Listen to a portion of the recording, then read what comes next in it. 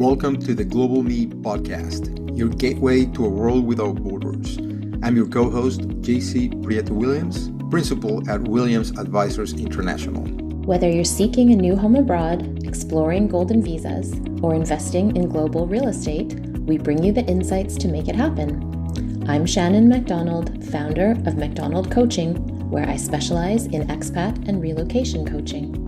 With a special focus on the US, especially Texas, we also dive into top destinations like Canada, Mexico, Costa Rica, Panama, Portugal, Spain, the UK, and the UAE. Remember, if you want us to help you explore a new destination, we'll make it happen. So get ready to unlock opportunities and design your ideal global lifestyle. Let's dive right in.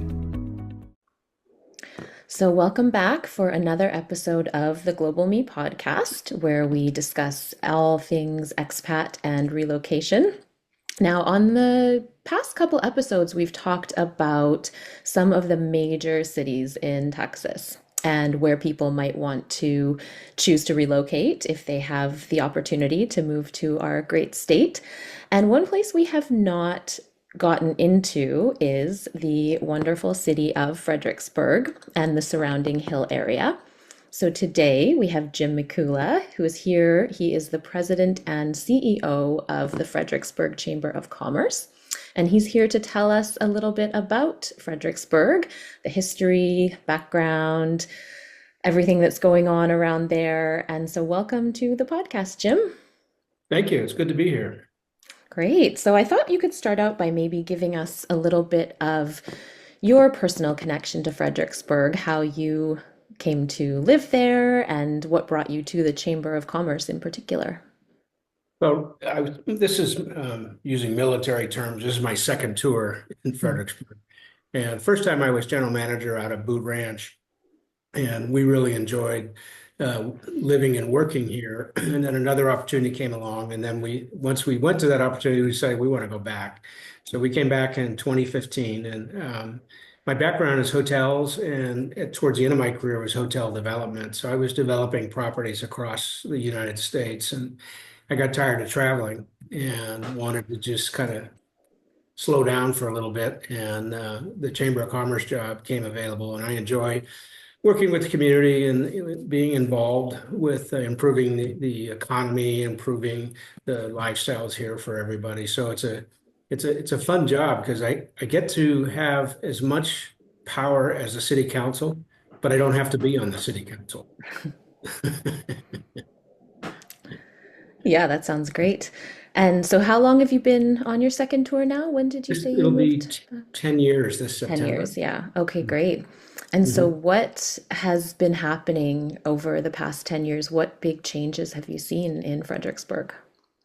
Well, there was from 2011 when we were here first and came back in 2015, there was just a little bit of change, not a lot. So the stores on Main Street were still pretty much the same. The wineries were growing, but at a very slow pace. And then it started to pick up its pace. And then the pandemic came, and all of the demographic shifts that were happening in Texas all got supercharged. And so the people moving from West Texas into the central part of Texas was picking up speed. You can say Dripping Springs has been absorbed by Austin, and that happened very quickly because of the pandemic. And then Boerne, the people moving out of San Antonio into Boerne, so that kept pushing people towards Fredericksburg. And even before the pandemic, our population was coming down slightly, and then after the pandemic, it took off again. And at that time, it also supercharged the tourism into Fredericksburg. So we were the only state that had pretty much was still open. So all our restaurants were open, all the bars were open, and the governor passed a rule that you could take a mixed drink out of a restaurant.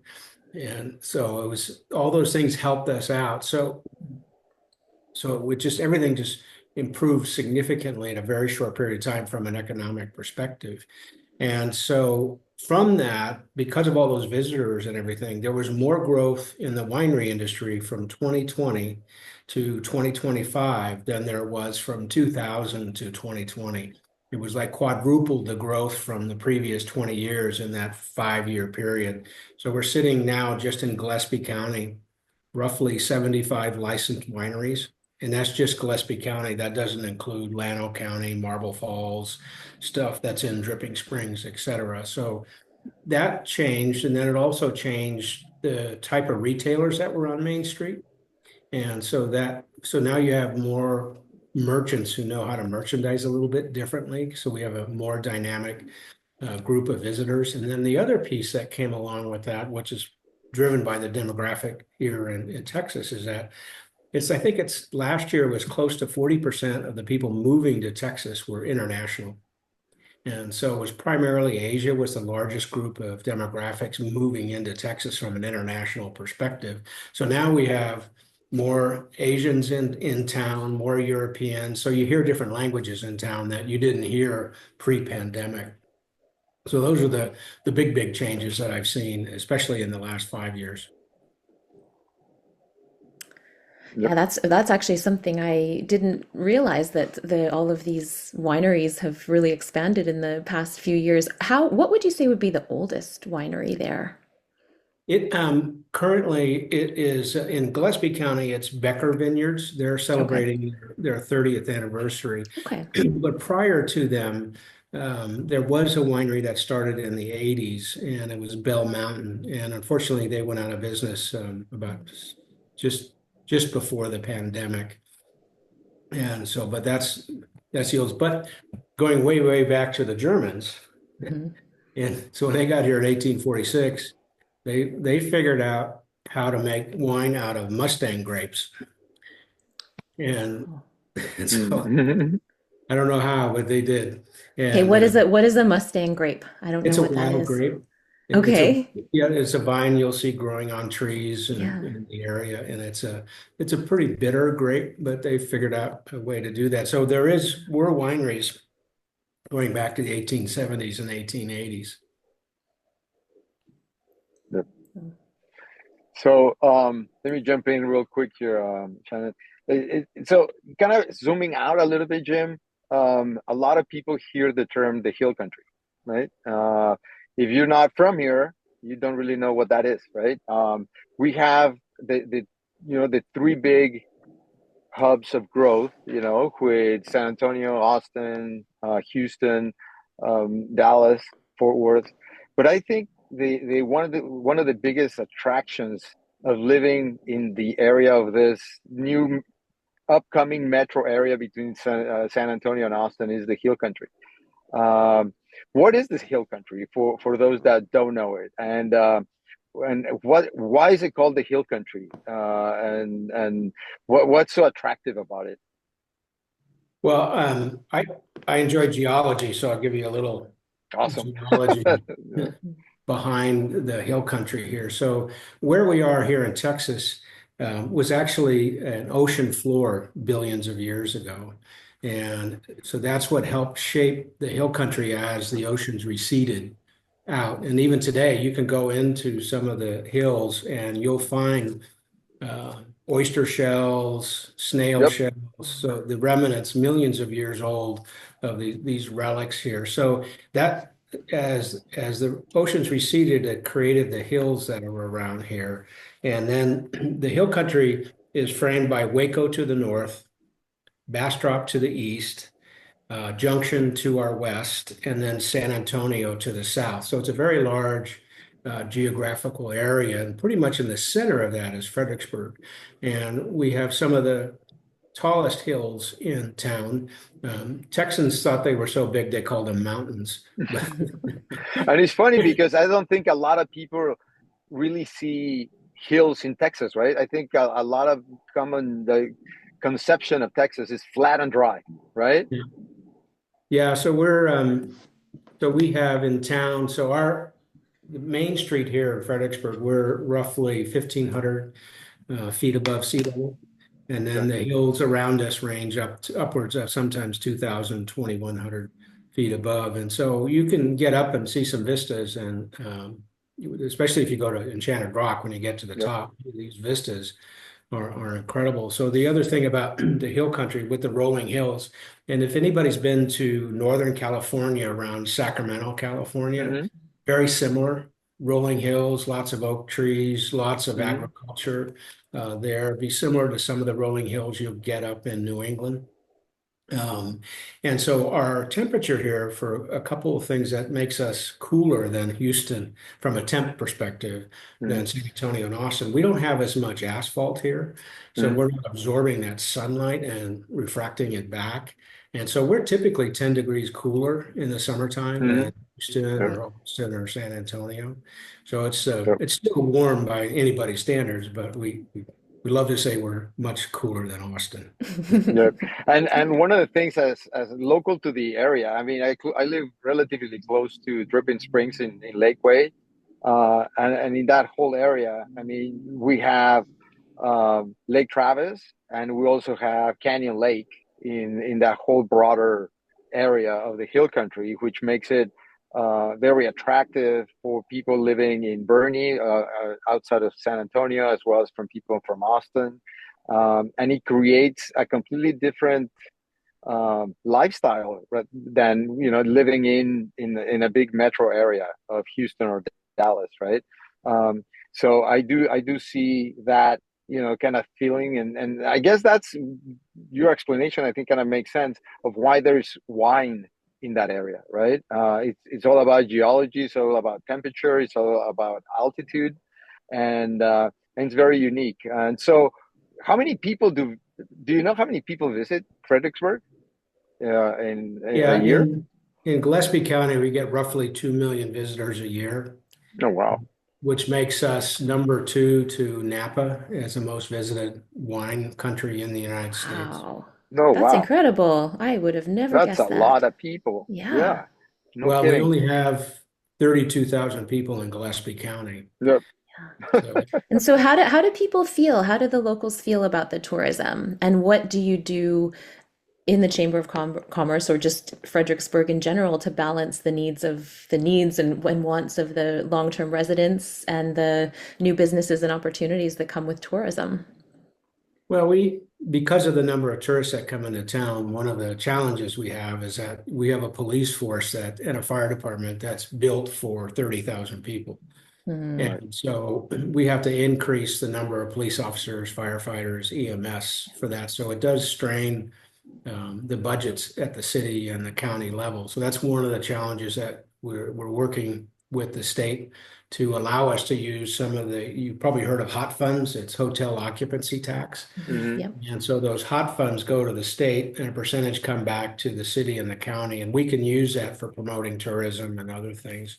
But now we're asking the legislature to allow us to use those hot funds to pay for overtime for the police officers who are having to work weekends and those type of things. So you have that.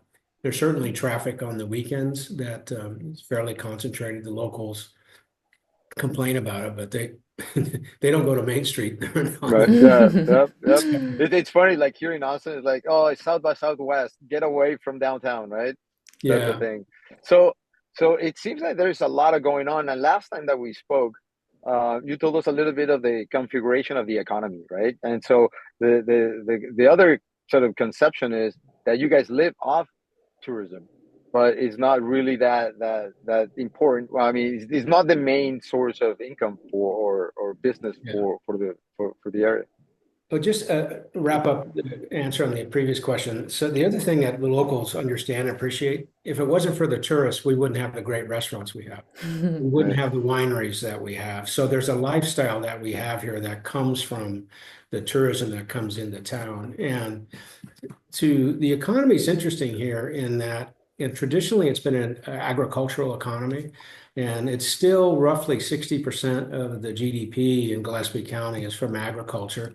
And a good chunk of that is the wineries, but we still have lots of farmers and ranchers in the area. And our little auction barn, I don't know how many hundreds of thousands of goats and sheep that they sell at the auction barn. And most of those animals, they're meat goats and meat sheep, they go to the Middle East. So we have two major exports here. One is agriculture, and tourism is a form of export as well. Hmm. Nice. Very good. So now tell us a little bit of the chamber. What's going on with the chamber? What are you guys up to? How can, who's it focused on? Give us your pitch. See, for those who are coming into town, trying to kind of contribute, participating in all the cool events that happen. Give us a little calendar. Yeah, please. So we do several things that we do for the community. We just last week, it's a city council election time. Mm. And so we hosted a candidate forum, and it was broadcast live through our local YouTube channel. So the locals who couldn't make it were able to see that. So we play a role in getting information out, unbiased information out to the community, because we do not take a political stance on those type things. The other piece is sharing information, effective information. So in 2 weeks, we have our economic summit, State of the Burg, and we have two keynote speakers. We have one of the Texas Department of Transportation commissioners coming in to talk about what TxDOT is doing to support the economy across the state. And then we have Dr. Ray Perryman, who's a preeminent Texas economist, and he's coming in to talk with us as well. And he's going to talk about what's the role of tariffs that's coming into our Well, economy. that's the big Yeah. topic. Well, and so, for example, our electric co-op, all their transformers are made in Mexico. So what's that going to have an effect on expansion not only in our part of Texas, but all over Texas? The high-tech people prices are going up. But then on the other side, there is a custom manufacturer in town that makes everything from pistons for big engines to pieces for the rockets and all of that. And they lost quite a bit of business to China over the years. And so now they may get some of that business back. So it's a balancing effort there. Yep. Mm. And fortunately for Texas, we're growing so rapidly from a population perspective. I don't think the tariffs are going to affect Fredericksburg all that much, but it'll be interesting because we don't have a big manufacturing base, but we do have a big agricultural export base. So that's what we're waiting to see what's going to happen with that. Our wineries they use a club model, so they don't have to go through distributors to get into restaurants and stores, and they don't export into Mexico or Canada. Okay. There's so many people Texans buying Texas wine. They don't need to market outside Texas. Good. Perfect. Sounds good. And what kind of events are coming up? Now that we're kind of looking at in the spring, summer, anything exciting happening? Yes, we in the fall, the chamber produces the Fredericksburg Food and Wine Festival, and we do a preview week in July. And that preview week is mainly for locals and for people in the hill country to come in. It's an inexpensive 5-day event. We have everything we have a Kazoff contest at the close off the event. We have brunches and all different things. We have at Becker, he's doing a White House dinner. So during I think it was W. Bush's time in office, whenever he hosted a dinner, he had Becker wines there. And so they're going to match up one of those menus that they served at the Bush White House will be married up with the wine and a special dinner. Then we move into the fall, and it just seems like every weekend there's a festival in town. But the two big ones are the Oktoberfest, which is the first weekend in October, and then 2 weeks later, I guess no, they're the second weekend, and we're the fourth weekend, is the Food and Wine Festival. And it'll be a 5-day event. This time we start off with an opening party at the Albert Hotel with William Chris sponsoring that. Thursday night at Becker will be black tie barbecue. And oh wow, that's a very unique one. Yeah. Black tie barbecue. I like it.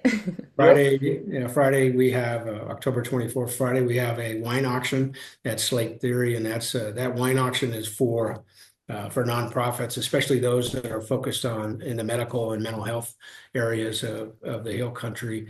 And then Friday nights are our signature event. It's a street dinner. So we feed 196 people at one long table on Austin Street next to Mark Potts.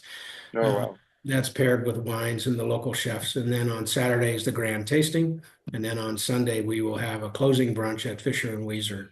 So, and then, Oh my God, this is like, hey Shannon, you gotta get Sounds over like here. Mardi Gras. Yeah. Yeah, no kidding. Sounds and amazing. I need then, to go back in the fall.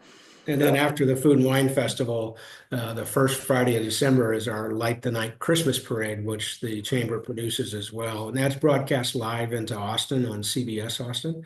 Mhm. And 2 years ago, the weather was perfect. So we had 26,000 people on Main Street watching the Oh wow. parade. We broadcast into 1,800 households in Austin. Last year was cold and rainy, so we dropped down to 16,000 people on Main Street. But Mm. it's a great parade. It's at night, and every float has, I don't know how they get so many lights on their floats. So Right. we literally light the night.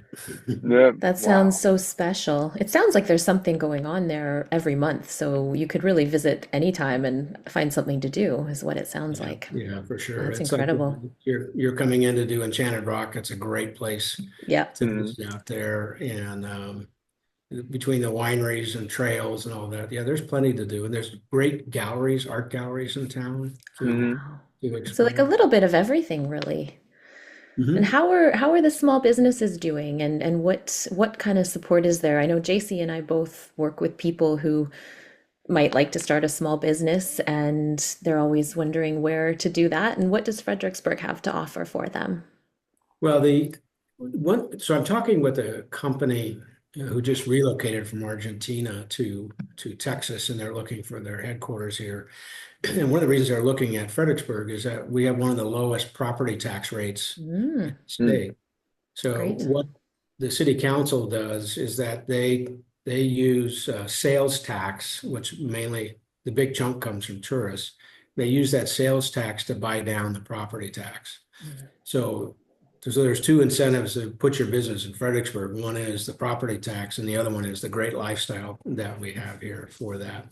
The businesses that rely on tourism, it's a little more up and down with them. yeah. The Hmm. travelers coming into town they're a little more careful what they're spending than they did in the past. They're still spending on wine and beer and food and those type things, but a little bit less in the retail stores Mm. we're experiencing right now. So. What's very unique on what you were mentioning that, there is the tourism part, which is not like the largest component of the economy, but more on the agriculture and other. Now, what it seems, it's a little bit more of maybe light manufacturing or assembly in the area. And I think the lifestyle component is key, right, for small businesses, particularly, right? I mean, if you're a small, medium-sized business and you want that balance with your kids and having a great environment to live in. Um, uh, in fact, on that topic, what's the school district look like in Fredericksburg? The public school district, Fredericksburg Independent School District, has two elementary schools, one middle school, and one high school. Oh, wow, that's awesome. Actually, three elementary schools. One is in Stonewall, Texas, two in Fredericksburg. There are a little under 2,000 students across Okay, those. But they're doing the best they can, like anybody in Texas. sure. Yep. Because of the property values here are quite high. And so the property tax revenues that are collected, it's like, I don't know, 60% of the money that the school district collects, they have to send off to other Mm, school districts. yeah. So then the town created a foundation to offset that to support the teachers. Mm, And we also gotcha. have three private schools that are joining. Actually, there's a fourth one just started a couple years Oh, ago. So, Mm, yeah, private nice, schools. nice, perfect. That sounds exciting. I know. Did we last time we spoke? There was some development going on because now I've seen a lot of sort of, I don't want to call it like, sort of like this destinations for either vacation or retirees or or new homes, right? That are coming to that overall area. Is anything of that catching up to Fredericksburg's sort of zone of influence there? Yeah, there's two residential developers in town. Mm. One is Lennar, Yep. and they're building quite a large, I think they're 400 or 500 homes they're building, and they're selling at a pretty good clip. But they're so big, as soon as they sell, they start building a new one. And Yep. Yep. so we're all ahead. And then DR Horton put in a small development, and that's sold out very quickly, and they're starting on a second development now. We're roughly 800 apartments in town, and there's another 600 that have been approved. Those 800 apartments right now are running at an 80% occupancy. Wow. So Okay. the new ones got absorbed pretty well. There's 2 hotel developments in town. One on the west end of town is DC Partners out of Houston is developed. And I'm not originally it was going to be a Kimpton hotel. I'm not sure what flag it'll have at this time. And then on the east side of town, there's a Waldorf Astoria project that is getting ready to break ground as well. Wow. And Archway Resort, they want to build a small hotel as well. So they've been working with Wyndham, and they expect to break ground later this year, early next year. So it's because Texas is growing so quickly and so many people are coming in, and there's no well, the Albert Hotel was just opened here last January, first 4-star hotel in town. It was the first full service, and they're doing quite well at this point. So the locals are concerned about that. We're fortunate that we have one of the best aquifers in the state, and the recharge zone is the entire county of Gillespie County. But we were now, I think, 7th or 8th year in a row, or 7th year in a row of drought. So we all have to be careful about our aquifers. Yep. Well, it sounds exciting. There's definitely a lot of going on in and around Fredericksburg. Nobody would expect it, right? It was the 2 million visitors. Jesus. But it's incredible. Shannon, I think we've learned a lot. What would be like your biggest takeaway on Fredericksburg? Well, I mean, I was just going to say, I think we're going to have to have Jim back, because I wanted to ask about the history of Fredericksburg and the German influence. I know it was originally German settlers. We didn't even touch on that, and I find that part so fascinating. So maybe we need to do a part 2 and go back to some of the history, because I know it's such an interesting part of the country and the state. So for me, there were so many things that we've talked about. I think I would have assumed that tourism was the biggest industry, and so it's pleasantly surprising to know that there's a lot more going on, and the development that's happening is very promising, and it'll be interesting to see what happens in the next 10 years. What do you think, Jim? What do you see as Fredericksburg's future?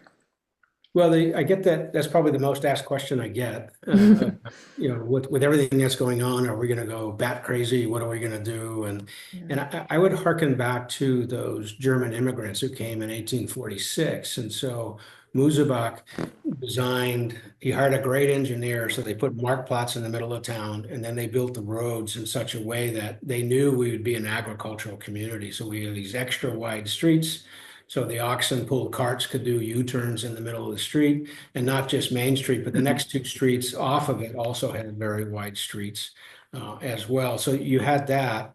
And then there is records of tourism coming into Fredericksburg in the 1890s, leading into the 20s. But then when the 30s and the war came, and then they came back in the 50s, and it was the peach industry that brought it back in. And then, but in the 90s, there was a group of investors from Houston and some locals got together, and they wrote the current ordinances in town that will allow us, actually it'll force us to stay with who we are. So we have a rule called no chains on Main. So if you are with a company that has 8 or more locations, you cannot come onto Main Street. I love that. Oh, wow. That's We great. have a special lighting ordinance, so that we don't have flashy lights or anything. There's a very simple signage ordinance. So we're able to keep control of all of that to maintain that little town German immigrant feeling. And so those leaders in the 90s and early 2000s really set the framework for us to get through this growth we're going to have for the next 10 years while maintaining our small town lifestyle and integrity. That's perfect. Yeah. That's perfect. So, but definitely do see there was an estimate that Texas was going to surpass California in population. So we're expected to reach some 42 million in the next decade or so. So in those 10 years, I'm sure the visitors will grow significantly to that great area. And if anybody that's listening and is in Texas and has not been to Fredericksburg or the Hill Country, it's a definite must go. And Jim just kind of outlined a couple of great events, but you could go there any day of the week. They're open. It's a great site. And Jim, if we wanted to know more about you, about the chamber, where can we find more information? So you can, our chamber website is fredericksburg-texas.com. You can get more information there. Our phone number is 830-997-5000. You can, Perfect. If you want more, if you have questions, just email us at info@fbgtxchamber.org and we'll get back to you. Excellent. Great. Well, thank you so much, Jim. JC, I'm not sure if you remember, but I'm actually heading to Fredericksburg on Friday. So this is a Yes. perfectly timed conversation for me. And offline, Jim gave me some great recommendations. So thank you for that as well. Perfect. That's And awesome. yeah, we really appreciate your time. And I'm sure everyone's going to really enjoy listening to all the things that we've talked about. Great. Thank you. Thank you so much, Jim. Hope to see you soon again. All right. Here.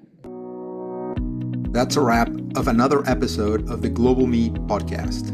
If you enjoyed the show, don't forget to subscribe, leave a review, and share it with fellow global explorers. Connect with us on social media and let us know where your global journey is taking you next. We might even invite you to the show to share your stories.